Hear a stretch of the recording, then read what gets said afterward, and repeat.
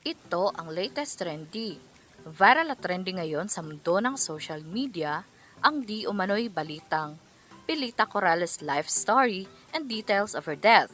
Mahigit kalahati ng buhay ni Pilita Corrales ay inialay niya sa kanyang pagbibigay ngiti sa mga manonood bilang isang all-around entertainer na tumakbo itong dekada. Kilala umano si Pilita Corrales bilang isang Asia's Queen of Songs. Iniwan ni Pilita ang isang pamana sa original Filipino music na hindi malilimutan sa kanyang pagpanaw. Ito ang mainit na balitang pinuputakti ngayon ng samot-saring komento mula sa marami sa ating mga kababayang Pilipino. At marami nga sa kanila ngayon ang hindi napigilan ang kanilang sarili na maglabas ng kanilang hinaing at komento sa mundo ng social media.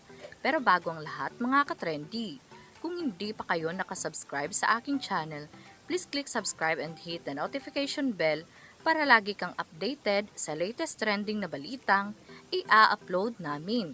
At yun na nga, viral at trending ngayon sa mundo ng social media ang di umano'y balitang lumaki sa isang konserbatibo at mayamang tahanan si Pilita Garrido Corrales. Siya ay pinanganak noong August 22, 1937 sa Hague, Cebu City.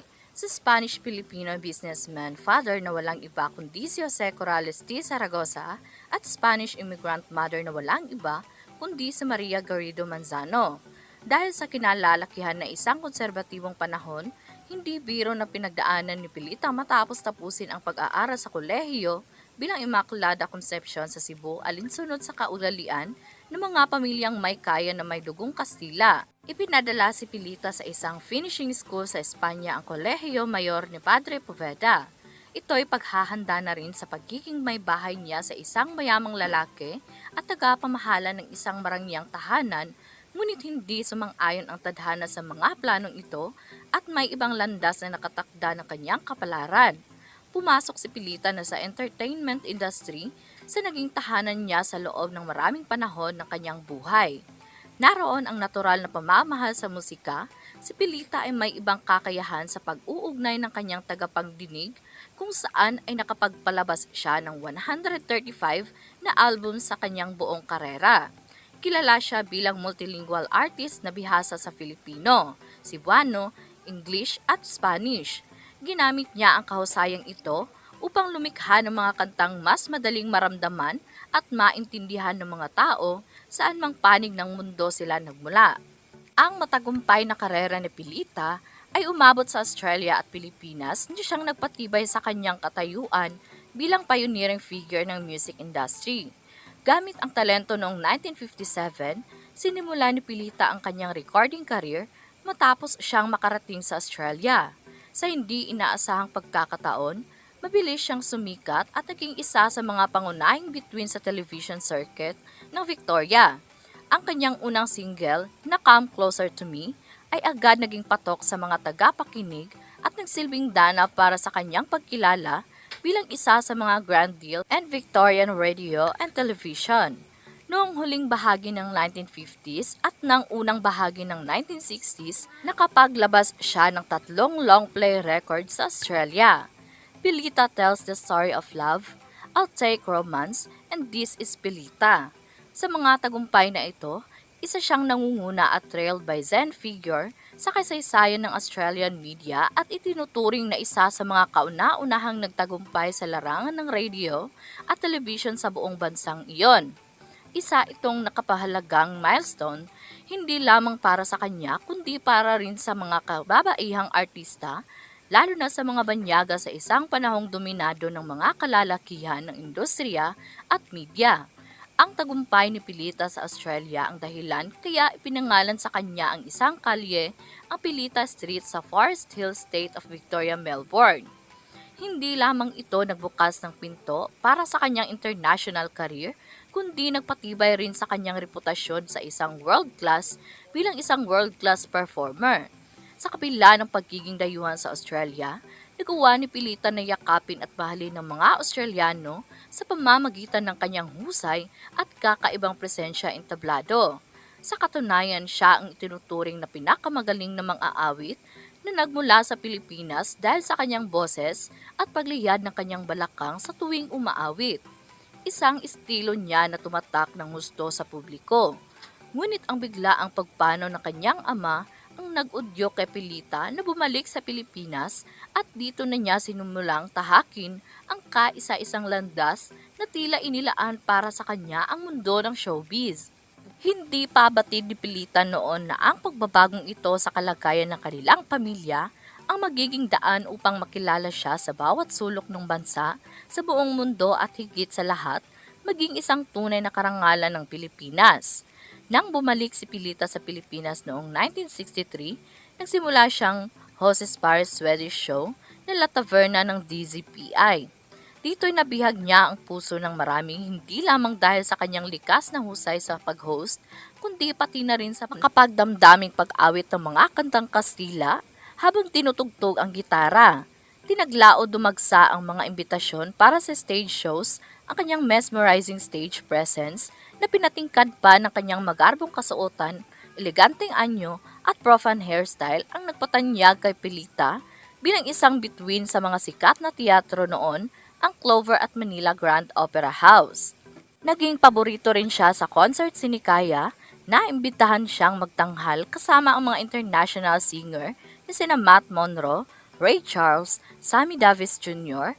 at The Beatles. Naranasan rin di umano ni Pilita na makasama sa toy ni Bob Hope, ang pinakasikat na entertainer at producer noon. Lalong nagniningning ang bituin ni Pilita noon sa Pilipinas sa kanyang hit song na A Million Thanks to You. Ito ang kauna-unahang single sa Pilipinas na milyon-milyong kopya ang nabenta dahil signature song ito ni Pilita sa weekly musical TV show nito sa ABS-CBN noong 1964, ang An Evening with Pilita. Ang recording ni Pilita ng mga luma at orihinal na Philippine love songs ang hudyat ng umpisa ng golden age sa Philippine pop music noong dekada 70. Tinangkilik at inawit ng mga Pilipino ang kanyang mga sikat na kanta tulad ng Dahil sa iyo hinahanap kita at Irog ako ay mahalin. Ang mga bagong version ni Pilita na may hudyat noong pop touch ang dahilan kaya napansin ang mga batang mahilig sa musika ang mga lumang kanta. Siya rin ang umawit ng Ang Pipit at O Maliwanag na Buwan, ang mga popular na awitin noong 1970s. Kilala rin si Pilita bilang isang tagapagtaguyod ng musikang Bisaya na pinarangalan para sa kanyang takus-pusong awit ng mga katutubong awitin gayon man ng usahay at matod nila. Bukod sa kanyang kahusayan sa musika, napatunayan rin ni Pilita ang kanyang galing sa larangan ng pag-arte. Lumabas sa telebisyon at pelikula, karamihan ay mga musical na sumasalamin sa kanyang husay bilang isang mga awit at performer. Ang kanyang film debut ay bilang pangunahing bida sa pelikulang Miss Wawaw noong 1968 dahil sa tagumpay ng pelikula sinundan ito ng 11 pelikula sa loob lamang na sumusunod na 2 taon. Isang patunay sa kanyang pagiging in-demand hindi lamang sa entablado kundi pati na rin sa pinilahang tabing. Sa tagumpay ng kanyang career, si Pilita ang kauna-unahang Pilipino na nagwagi ng Best Performer sa First Tokyo Music Festival noong 1972 at kabilang ang British-Australian singer na walang iba kundi si Olivia Newton-John sa mga tinalo niya sa International Music Festival na kanyang sinalihan. Tumanggap rin si Pilita ng maraming pagkilala at parangal dahil sa kanyang hindi matatawaran ng mga kontribusyon sa Philippine entertainment industry. Kabilang ang Merit Award in Famous at Lifetime Achievement Award Philippine Association of the Recording Industry. Ang personal na buhay ni Pilita Corrales ay tila salamin ng kanyang musika sa kabila sa dami ng papel na ginampanan niya bilang isang showbiz icon. Sa likod ng mga entabladong puno ng awitin, siya ay isang mapagmahal na ina, lola, asawa at babaeng dumaan sa sakit, sakripisyo at muling pagtindig. Isang kwento ng katatagan na kasing tibay ng kanyang tinig, taong 1963 nang ikasal siya sa isang Spanish executive businessman na walang iba kundi si Gonzalo Blanco, kung saan naging bunga nito na walang iba kundi si Jackie Lou Blanco. Ngunit nagtapos ng kanilang pagsasama matapos ang masalimuot na yugto ng kanyang buhay nang dalhin ni Gonzalo si Jackie Lou palabas ng bansa gamit ang peking custody documents. Sa halip na magsampa ng kaso, pinilit ni Pilita na magpatawad Paniniwalang may karapatang makilalang ng anak ang kanyang ama, kabilang sa minamahal ni Pilita Corrales, si Idigo Gutierrez, agad na nagbunga ang kanilang pagmamahalan na nangyari sa kasagsagan ng kalakasan ng kanilang karera. Katunayan ng pagbubuntis ni Pilita sa anak nilang si Ramon Christopher ang siyang dahilan ng pagtatapos din ng relasyon nila noon ni Eddie. Bukod sa kanyang dalawang anak, si Pilita ay mayroong adopted son na walang iba kundi si VJ. Biguman sa mga naunang pag-ibig ay hindi naman naging hadlang ito upang isugal muli ni Pilita ang kanyang puso. Natagpuan niya ang pagmamahal ng kanyang hinahanap sa piling ng Paraguayan-born musician na si Amado del Paraguay. Parehong nasa larangan ng musika ang dalawa at nakagawa na ng kantang magkasama. Pero ang inaakalang masayang buhay ni Pilita sa piling ni Amado ay kabaliktaran sa kung ano ang tunay na nangyayari sa likod ng kamera. Sa kabuuan na itinakbo ng kanilang relasyon ay mananatiling tikom ang bibig ni Pilita at minabuting sarilihin ang pinagdaanan sa kamay ni Amado.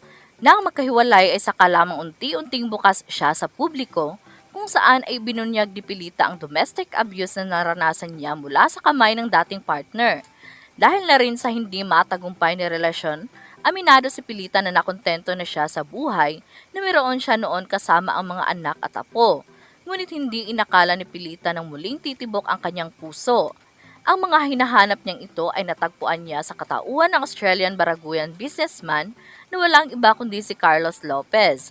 Hindi naging mahirap na nasa kanila ang mapagpalagyan ng loob dahil sa matagal na nilang kilala ang isa't isa. Katunayan, kinukonsidera nilang kasal na sila noong 1998 sa naganap na engagement. Dahil na rin sa naramdamang kasiguraduhan, ay wala nang sinayang pa na panahon ang dalawa sa ikalawang pagkakataon. Muling magpakasal si Pilita na naganap noong May 2001 at tiniyak na si Carlos na ang huling lalaking pag-aalalayan niya ng kanyang pag-ibig. Isang tunay na ehemplo ng ganda, sining at karisma at sa paglisan ni Pilita kamakailan lamang, ramdam ang pagluluksa ni Philippine entertainment industry. Binawian ng buhay si Pilita noong April 12, 2025, ang apo ni Pilita na walang iba kundi si Janine Gutierrez ang nagkumpirma ng malungkot na balita sa pamamagitan ng kanyang Instagram post na labis ikinagulat ng publiko. Maliban na rin dito ay walang ibang detalye na ibinahagi. Marami namang celebrities ang agad na nagpaabot ng dasal at pakikiramay sa naulilang pamilya ni Pilita. Samantala, maaaring na maalam na si Pilita ngunit ang pamana niyang iniwan sa larangan ng musika ng Pilipinas at ang impluwensyang ibinahagi niya sa mga artisang sumunod sa kanyang yapak ay mananatiling buhay, pinahalagahan at hindi kailanman malilimutan. Kaya naman nang lumabas nga ang balitang ito ay umani agad ng samot-saring komento mula sa marami sa ating mga kababayang Pilipino. At marami nga sa kanila ngayon ang hindi mapigilan ang kanilang hinaing at komento sa mundo ng social media. At yun na nga mga katrendy, ano ang masasabi mo sa video na ito? Huwag kalimutang mag-iwan ng komento sa baba para malaman ko kung ano ang naging reaksyon mo sa latest at trending na balitang ibinahagi namin. Maraming salamat po.